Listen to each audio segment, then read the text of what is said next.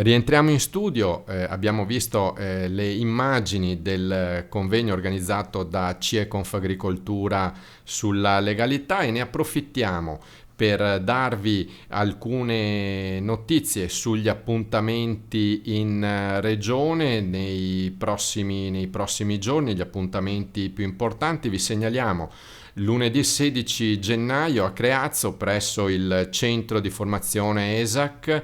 Alle ore 11 ci sarà la cerimonia di inaugurazione del Master della Cucina Italiana edizione 2017 con ospiti importanti chef. E poi vi ricordiamo che sabato 14 l'ENAIP, l'ente di formazione del Veneto, presenta i suoi corsi inseriti in una particolare iniziativa che si chiama Garanzia Giovani, che è rivolta a tutti i giovani tra i 15 e i 29 anni che non sono ancora iscritti ad un percorso scolastico formativo e che magari vogliono intraprendere una serie di professioni importanti che poi garantiscono anche un accesso al mondo del lavoro. Poi vi ricordiamo un altro appuntamento importante: venerdì 13 a Bologna il CSO, il Centro Servizi Ortofrutticoli, presenta come di consueto